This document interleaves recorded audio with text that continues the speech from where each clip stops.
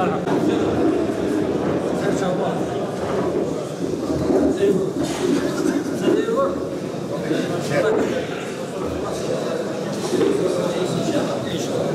ve cevaplar arasında genel muhtarların istekleri ilgisi ve değerli başkanımızın yaptığı çalışmalardan dolayı huzurlarınızda teşekkür ediyoruz.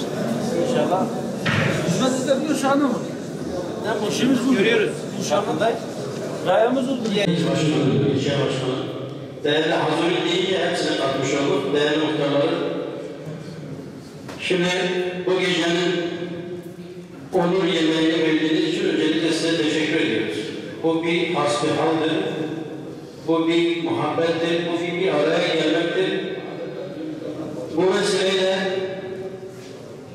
rahmetli başkanımızı, Mehmet Yavuz hocamızı bu gece yad etmeden geçemeyeceğim. Rahmet, minnet ve şükranla anıyorum. Ve huzurlarınızda Mehmet hocamın ruhuna El Fatiha. Uzunca bir süredir memleketi dolaşıyoruz. Yani sadece seçimle ilgili değil, sadece seçim yakındır diye değil. Seçimden hemen sonra da aslında memleketi dolaşıyoruz, dolaşmaya devam ediyoruz daha doğrusu. Elbette seçim zamanında, seçimler yaklaştığı zaman belki biraz vites büyütüyoruz, biraz hızımız artıyor ama nihayetinde her zaman halkımızla, milletimizle, insanlarımızla, kardeşlerimizle yan yana olmak, onlarla bir araya gelmek, onları dinlemek, onların sıkıntılarını doğrudan doğruya onlardan dinlemek için bir gayret sarf ediyoruz. Bunu niye yapıyoruz? Birkaç tane sebebimiz var. Bir, bizim muhalefet anlayışımız şudur.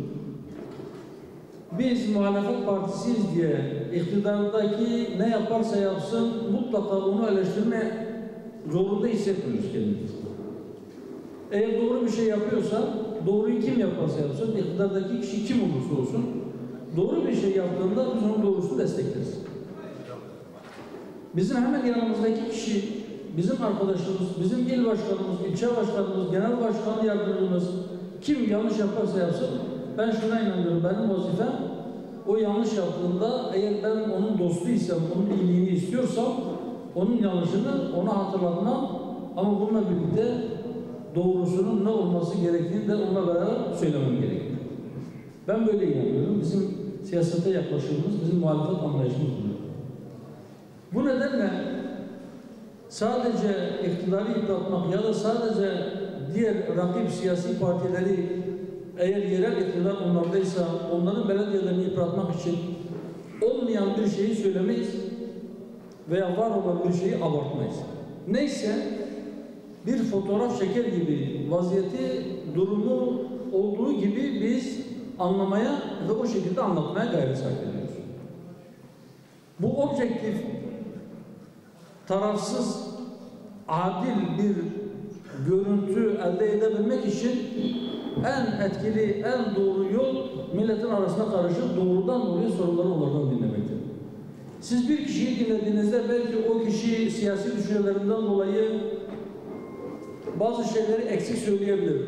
Durumu iyi olmadığı halde iyidir diyebilir ya da yine benzer bir gerekçeyle durumu olduğundan daha farklı gösterebilir. Ama emin olun siz genel manada milletle görüştüğünüzde bu sayı altında 10, 20, 30, 40, 100, 200, 1000, 2000, 3000 kişiyle görüştüğünüzde ortaya o kadar net bir fotoğraf çıkıyor ki o fotoğrafı daha adil bir şekilde yansıtma imkanına sahip oluyorsunuz. Bu nedenle biz memleketi geziyoruz. O objektif fotoğrafı çekmek ve yanlış neyse onu tespit etmek, o yanlışın nasıl düzeltileceği konusunda da fikir geliştirmek, çözüm üretmek, ortaya projeler koymak. Bu amaçla biz geziyoruz. Biz bir şey daha yapıyoruz bu gezilerimizde. Diyoruz ki vatandaşlarımıza, kardeşlerimize, hemşehrilerimize bugün de buradayız. Yaylak beldemizde, gerçi Büyükşehir yasasıyla artık belde falan kalmadı, hepsini mahalle yaptılar. Buradaki kardeşlerimizle bir araya gelelim, onların sıkıntıları nedir? Onların sorunları nedir? Doğrudan doğruya onlardan dinleyelim. Bugün biz icra makamında değiliz, hükümet değiliz. Sizin sorunlarınızı çözmek bizim elimizde değil. Ama şunu yapabiliriz sizin için. Sizin sıkıntılarınızı, sizin sorunlarınızı dinleyip not edip kim bunları çözmek zorundaysa, belediye ise belediye, valilik ise valilik, Ankara ise Ankara, o sorunlarınızı sizin adınıza, sizin namınıza onlara götürmek, onların çözümünü sizin için istemek ve onun takipçisi olmak. Biz bunu yapabiliriz. Şimdiye kadar yaptık, inşallah bundan sonra da yapacağız. Urfa İl Başkanımızın her cuma saat 11'i 11 geçe yaptığı şeyler var. 11 artık bir marka oldu. Bazı sorunlar dile getirildiğinde bazen medya aracılığıyla, kameralar vasıtasıyla dile getiriyoruz, sonuç alıyoruz. Bazen de doğrudan doğruya o sorunu çözme pozisyonunda olan kişi kimse gidip belki medyada duyurmadan falanca yerde vatandaşların şöyle bir talebi var, şöyle bir sıkıntısı var, şöyle bir hizmet eksikliği var. Bunların görülmesini talep ediyorlar diye götürdüğümüzde medyaya yansımaması için bazen bakıyorsunuz ki birkaç gün sonra yıllardır ihmal edilen bu iş birkaç gün ya da birkaç hafta sonra yapılıyormuş. Bunun da biz etkili olduğunu gördük ve de şöyle bakıyoruz. Önemli olan eğer üzüm yemekse, yani vatandaşın üzüm yemesi ise, onun hizmetini görülmesi ise, onun işini görülmesi ise o zaman ben buna nasıl vesile olursam o benim işim kalır.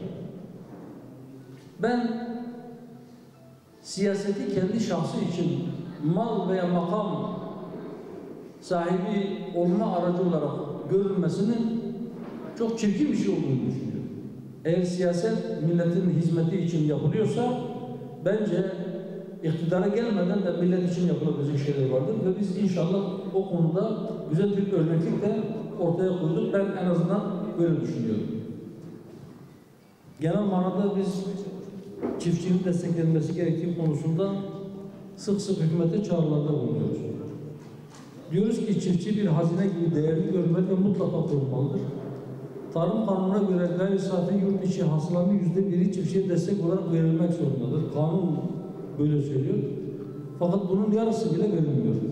Hele bu yeni güncellemelerle ek bütçe hazırlandığında, gayri safi yurt içi hasılayla ilgili hesaplar yenilendiğinde neredeyse bu 1/4'e düştü. Hatta belki daha aşağısına düştü.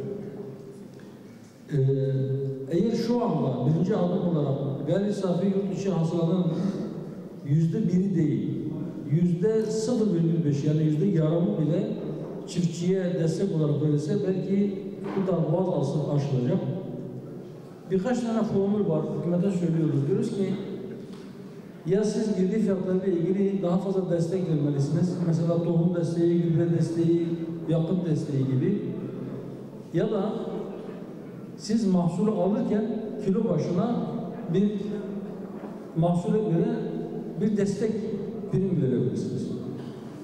Eğer bu olmazsa ya vatandaş gıda maddelerini özellikle çok pahalıya tüketecek, parası yetmeyecek, da sıkıntı yaşayacak ya da çiftçi evdeki malı zararına satmak zorunda kalacak. Zararına satarsa bir sonraki sene arazisine ekmek cesaret edemeyecek.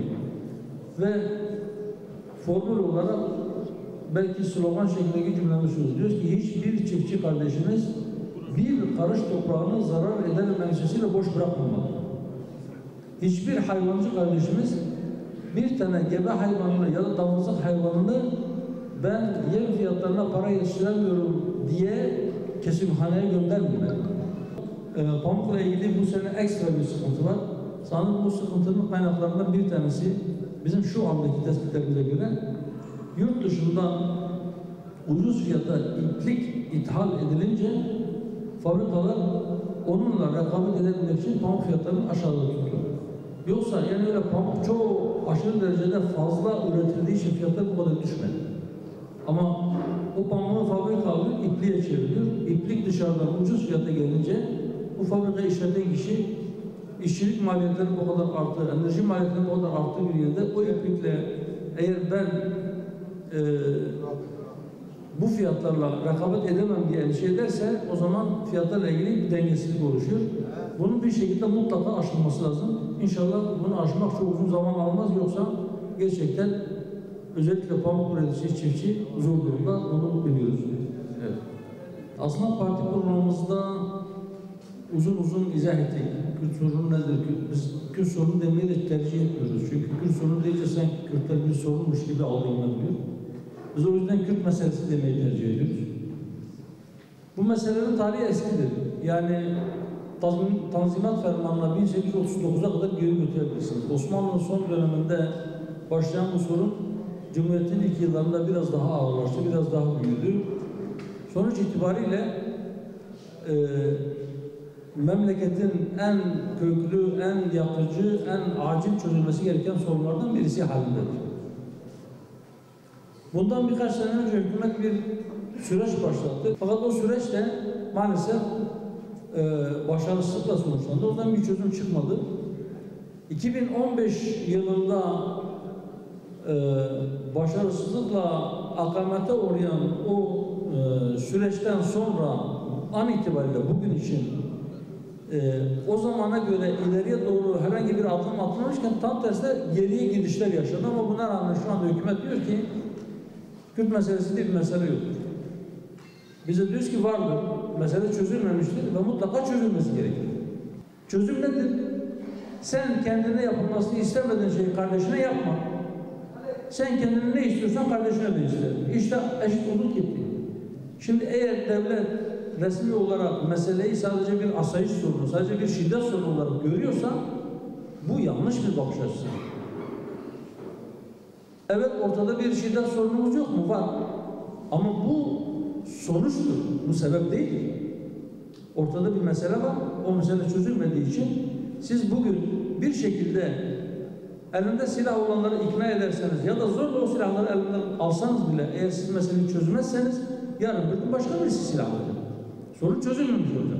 Öyleyse biz diyoruz ki ey muktedir olanlar kardeşliğin edebiyatını yapmakla yetinmeyin, kardeşliğin hukukunu yerine getirin.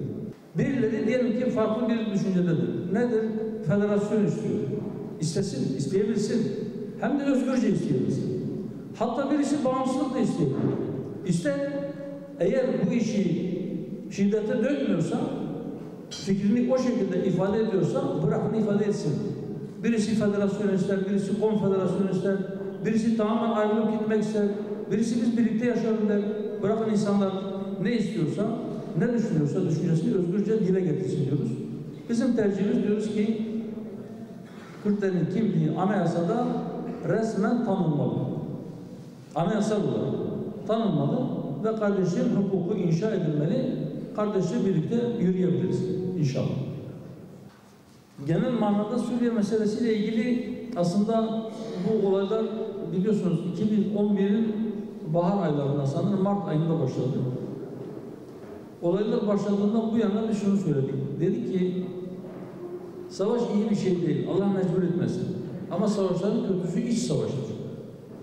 Komşuların, akrabaların birbirleriyle çatışması, birbirleriyle savaşması kötü bir şeydir. Durumun oraya gelmemesi için bütün çevre ülkelerle birlikte oradaki halkın da mutlaka elini taşın altına koyarak bu meseleye siyasi bir çözüm bulmak adına bir masanın etrafında toplanması lazım. Evet, Suriye'deki rejimle ilgili ciddi sıkıntılar var. Oradaki halk yapılan zulümlerden bıkmış. Fakat bunun ortadan kalkmasının yolu, çözümü iç savaş değildir. Belki o zamanki hükümet şöyle bir hesap yaptı. Dediler ki biz muhalefete destek verirsek 3 ay içerisinde rejim yıkılır. Oraya yeni bir sistem gelir. Millet de rahatlar. İşte 11 yıl oldu. Rejim yerinde duruyor. Biz o zaman söyledik, dedik ki aman Allah için ya masa başında siyasi yollarla bu mesele çözülmeli. O zaman belki ölenlerin sayısı binlerle ifade ediliyordu. Dediler ki binlerce insan öldü. Bir masaya nasıl oturulacak? Dedi ki bugün oturmazsanız ölü sayısı 10 binlerle ifade edildiğinde oturacaksınız. O zaman oturmazsanız 100 binlerle ifade edildiğinde yine eninde sonunda bu iş siyaseten masa başında çözülecek. Başka bir yolu yok. Hiç kimse bir başkasını öldürerek bitiremez. Ve işte iç savaş ve kaos kimin işine yaradı? Suriye'deki Arap'ın da, Kürt'ün de, Türkmen'in de, Asuri'nin de, Süryani'nin de Nasturi'nin de işte Keldani hiç kimsenin işine yaramadı. Kimin işine yaradı? Rusya'nın işine yaradı. Geldi oradan egemenliğini biraz, daha doğrusu oradaki gücünü, otoritesini güçlendirdi. Kimin işine yaradı? Amerikan işine yaradı. Geldi oraya yerleşti. Bir de silah tüccarlarının işine yaradı. Dünya kadar silah sattılar. Oradaki gariban insanlar birbirlerini öldürdü. Aleviler, Sünniler birbirine girdi, Kürtlerle bilmem kimler birbirine girdi. Hasıl kelam olup kanadı. Yüz binlerce insan öldü, milyonlarca insan yerini yurdunu terk etmek zorunda kaldı. Ve şu anda da aynı şeyi söylüyoruz. Diyoruz ki Suriye'de çok farklı inanç gruplarına mensup, çok farklı etnik kimliklere sahip insanlar birlikte yaşıyor. Suriye'de herkesin kendisini orada göreceği, gerçekten hiç kimsenin haksızlığa ve zulmüne uğramadığı yeni bir yönetim kurulmalıdır burada. Ve bu yönetimin kurulması için de çevre ülkeler başta olmak üzere bu işte söz söyleyebilecek, güç yetirebilecek bütün insanlar bu işe alanlarını koymalı. Fakat maalesef dış politikanın temel kuralı şudur: kimin gücü kime yeterse o kuralı dayatır ve temel prensip şudur: daimi dostlar, sürekli düşmanlar yoktur. Sürekli menfaatler vardır. Yani menfaatin neredeyse o şekilde davranabilirsin. Bu gayri insani bir tutumdur. Olan en zayıf, en alta, en gariban, en kimsesiz olanlar olur. Tekrar teşekkür ediyorum. Allah hepinize razı olsun. Allah'a emanet olun. Allah'a ısmarladık.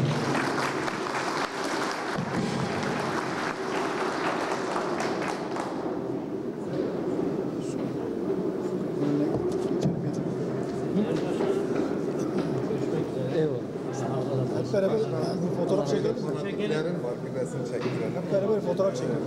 Başkanım siz de gelin. Fotoğraf çekelim.